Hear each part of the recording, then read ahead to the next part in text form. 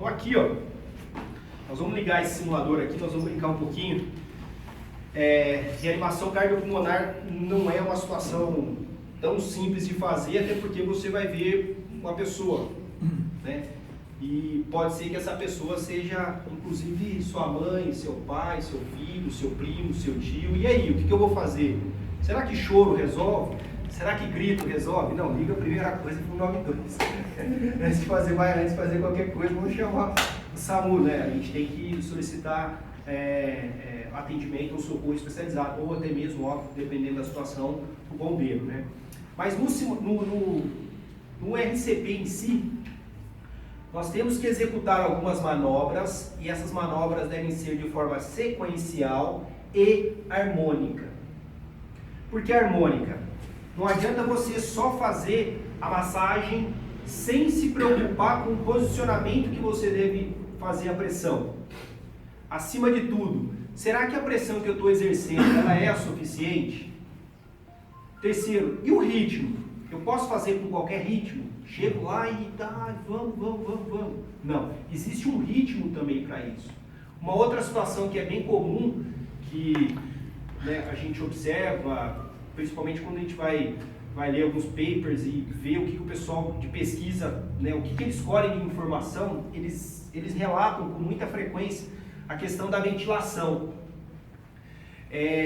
A questão de você fazer a desobstrução das vias aéreas na hora do desespero.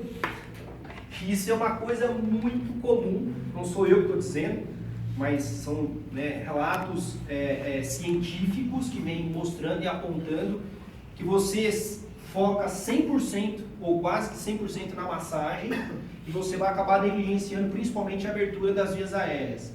Então a pessoa faz a ventilação, ela vê a hiperextensão do tórax, mas o oxigênio não está chegando onde deve chegar, né?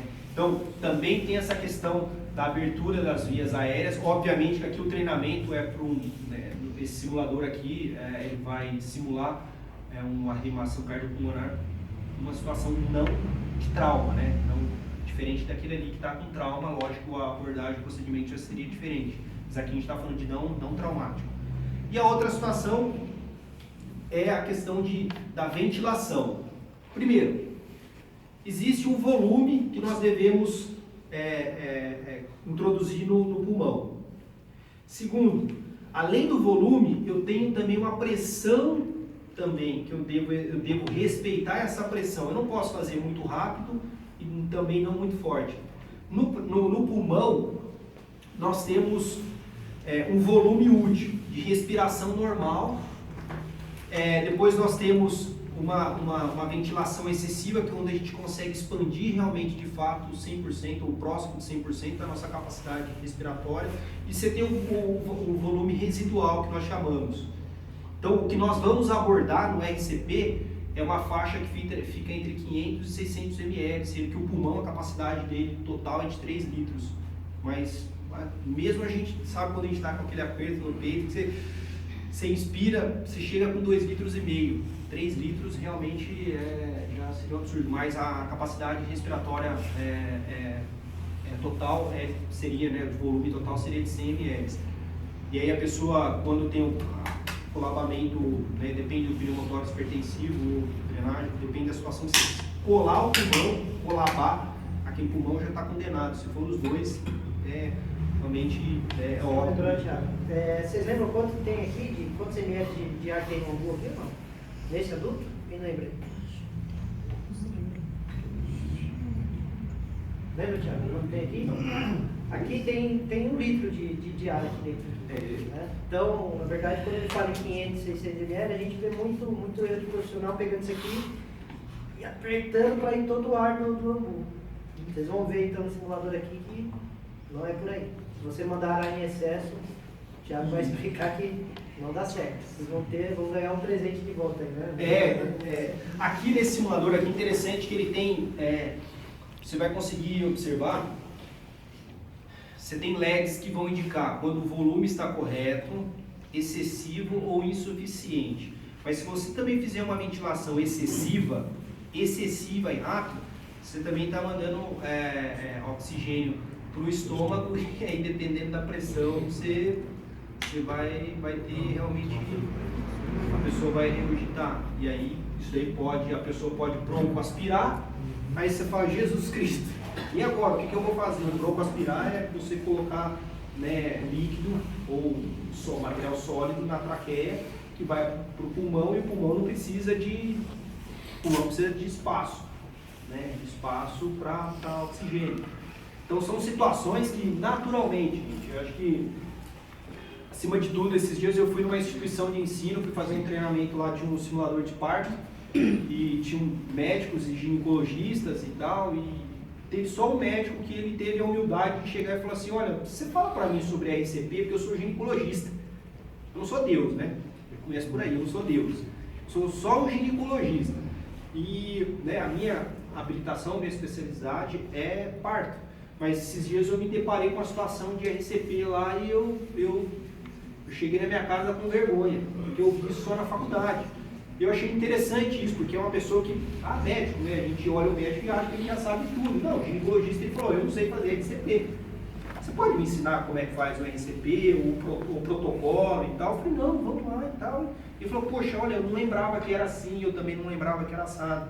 Então, por mais que a gente, digamos assim, temos o contato com o RCP todo santo dia, com a reanimação cardiopulmonar, sempre é bom nós termos o respeito, né, pelas informações, pela oportunidade que a gente tem de fazer mais um treinamento, né. Então é importante, só lembrando, então agora nós aprendemos, todo mundo, tem 1 litro, 1000 ml. Então, como eu falei para vocês, o volume útil, né, que tanto o simulador quanto uma pessoa, um adulto, nós estamos falando de um adulto, vai precisar entre 500 e 600 ml. Não adianta fazer uma ventilação com muita força e muito rápido. Não adianta. Vocês vão poder perceber que é muito mais jeito do que propriamente força. Obviamente, eu já fiz reanimação cardiopulmonar, né, no ser humano, e eu consigo perceber que no ser humano a resistência é maior, né? Você tem que executar, fazer o procedimento com uma força um pouquinho maior, mas mesmo assim o simulador vai calibrar você em relação à força que você vai aplicar sobre o simulador. Ô Bruno, você podia colocar esse simulador aqui para mim? E aqui, como nós estamos falando de reanimação cardiopulmonar,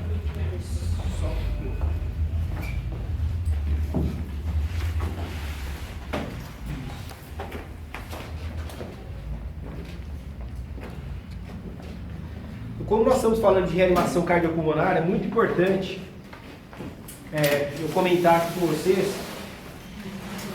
RCP é uma situação, quando se usa em conjunto o DEA, chamamos de suporte básico à vida, né, o BLS. Nós estamos usando um equipamento chamado DEA.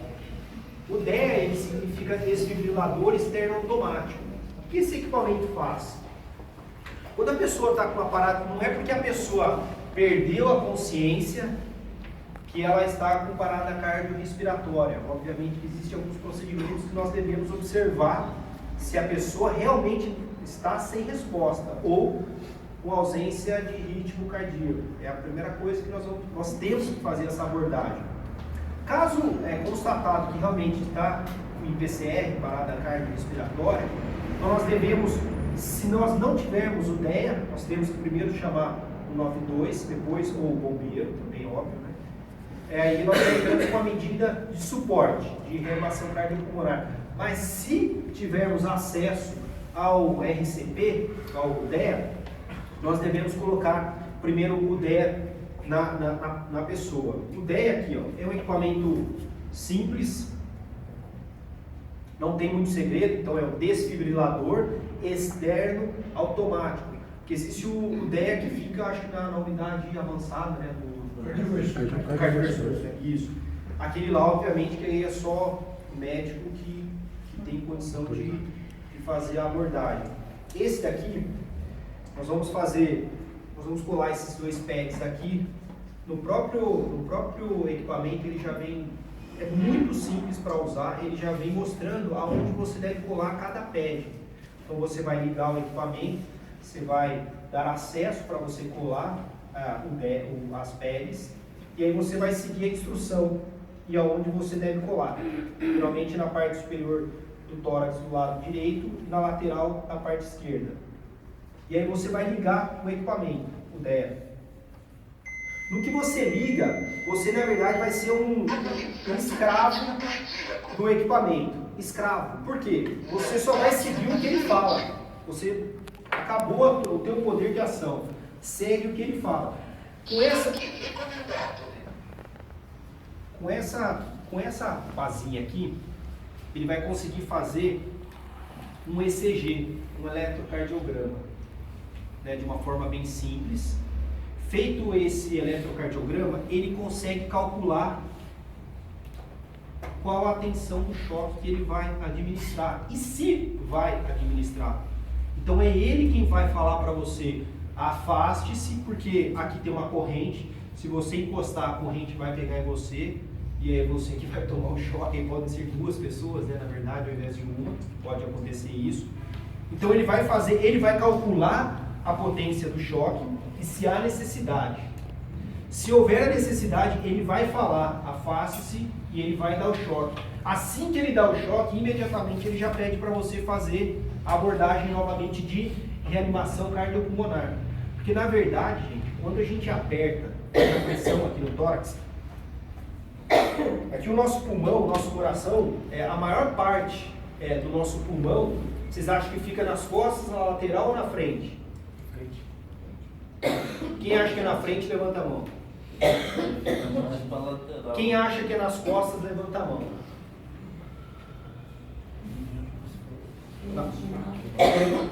Quem acha que é na lateral?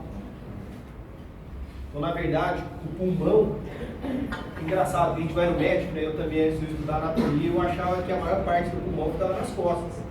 Nunca tinha visto um pulmão.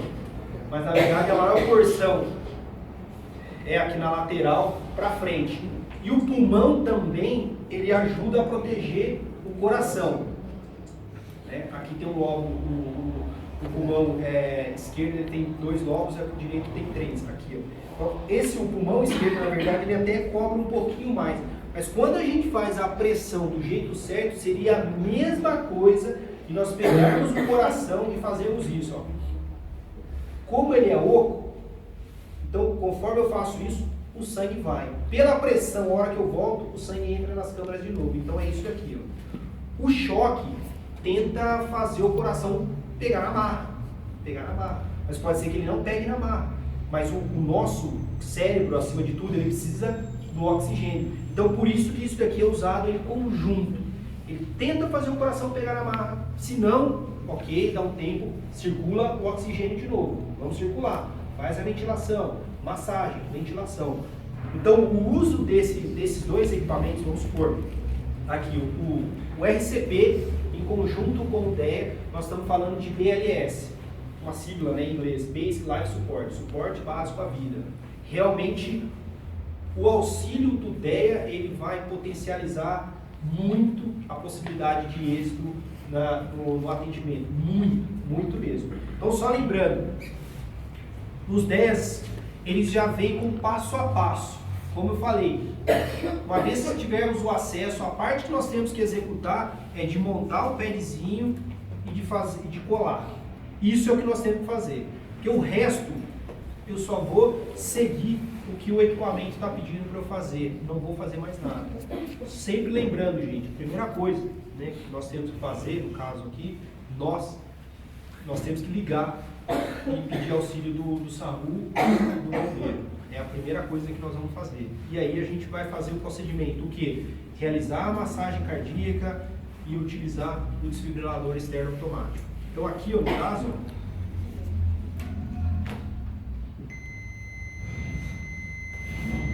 analisando o ritmo cardíaco.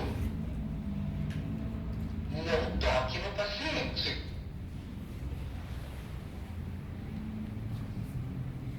Choque recomendado.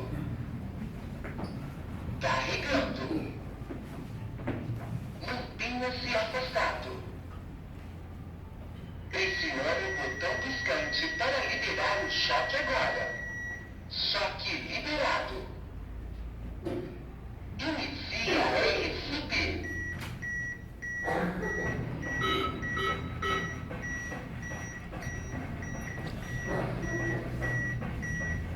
Como vocês podem notar aqui, o Thiago está fazendo a manobra e o dispositivo está alertando se ele está fazendo de forma correta ou incorreta. A pressão da massagem apitando verde no local correto.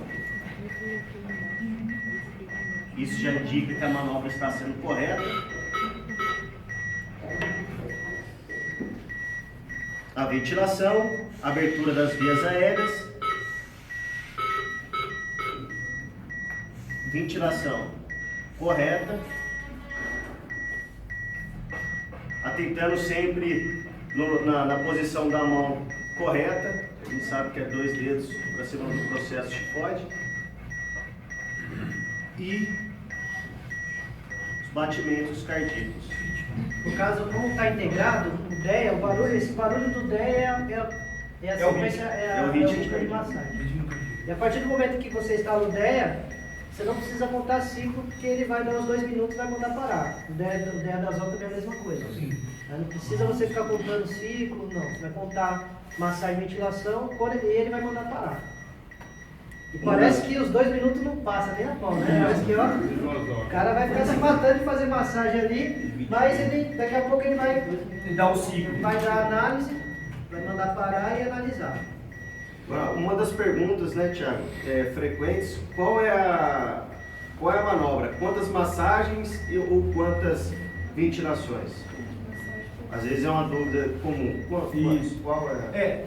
Na verdade, assim, pessoal, sempre existe, sempre não, a cada 5 anos, pelo menos, né, existem alguns institutos aí pelo mundo que eles fazem pesquisa em relação a esse atendimento de urgência e emergência. Existem alguns, mas para citar um, que é a American Heart, houve atualização no ano passado, e a única diferença, na verdade, foram só alguns ajustes, mas não houve. A do ano de 2005 para de 2010, né, se não me engano, que houve realmente uma atualização mais incisiva, que foi em relação ao o que fazer primeiro, né?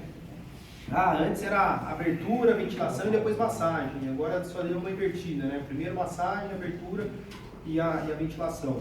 Mas no adulto nós estamos falando em 30 compressões por duas ventilações. Isso falando em um socorrista, né? Em 2 socorristas acaba sendo 15 por 2. Então isso é importante realmente, né? Nós termos essa noção em relação ao o que fazer, como fazer e quando fazer. Mas quando se usa o DEA, é o DEA que ele dá a ordem, né? Ele que dá o ritmo do negócio. Por que isso, né? Que é extremamente importante? Por conta que ele já consegue dar um parâmetro que a gente não consegue visualizar, né? Que é o eletrocardiograma, que ele vai conseguir fazer uma leitura diferente do paciente. Aqui no caso, nós conseguimos, com esse simulador, nós conseguimos gerar o pulso bilateral carotídeo. Então nós conseguimos já ter uma noção fisiológica. Outra resposta fisiológica que nós conseguimos ter é em relação à pupila, se ela está midríase ou miose, né? A diferença da pupila, o que acontece? Quando o nosso olho, nós temos estímulo de luz, nosso cérebro manda um comando que é para nós comprimirmos a pupila, porque nós temos excesso de luz. Então, se você fizer a abertura da pupila do olho e a pupila retrair, significa que ela está com um nível de consciência, né? Se você colocar luz com estímulo de luz, que a pessoa o olho, você não observar que houve a retração, realmente a pessoa não está com estímulo. Mas sempre é importante também, no meio do procedimento, você pedir para alguém, ou você, vez ou outra, ou pelo menos a cada 2 ou 3 ciclos, você verificar se há pulso. Não é só na carótida que consegue sentir o pulso, mas lógico que aqui é um acesso mais fácil. Mas uma outra forma também é na artéria femoral. Uma vez eu dei um auxílio para um jovem que se afogou, e aí sorte tinha um médico lá, eu acho que ele também não estava muito familiarizado com a SCP, mas ele me deu ajuda, ele já pegou na artéria femoral e depois de um pouquinho conseguiu reanimar. Veio o pessoal, bombeiro, se não me engano, lá e levou o garoto lá para o hospital, ficou alguns dias lá e deu tudo certo, né? Mas numa situação que realmente já era né, a hora que eu cheguei, que eu vi a situação lá, eu falei, já está em óbito já, né? Mas não, vamos, né, dar o auxílio, acreditar sempre, né? Acho que, sem sombra de dúvida. Esse é o eletrônico. Então aqui, gente, ó, esse simulador é interessante porque se eu fizer o posicionamento da minha mão no lugar incorreto, ó, ele acendeu uma luz vermelha e tá fazendo um som. Se eu fizer a posição da mão correta, vai acender verde, olha lá. Mas eu estou ouvindo o som porque a minha força está insuficiente. Agora, se eu fizer os dois em conjunto, pressão mais localização correta, não tem o som. Se na ventilação eu não fizer a hiperextensão, eu não vou conseguir ventilar. Ah, mas eu estou vendo aqui a hiperextensão. Não, isso não significa que você está colocando ou disponibilizando o oxigênio para o lugar correto. Quando eu fizer a desobstrução, aqui tem um LEDzinho que vai me alertar e aí eu vou conseguir fazer a ventilação.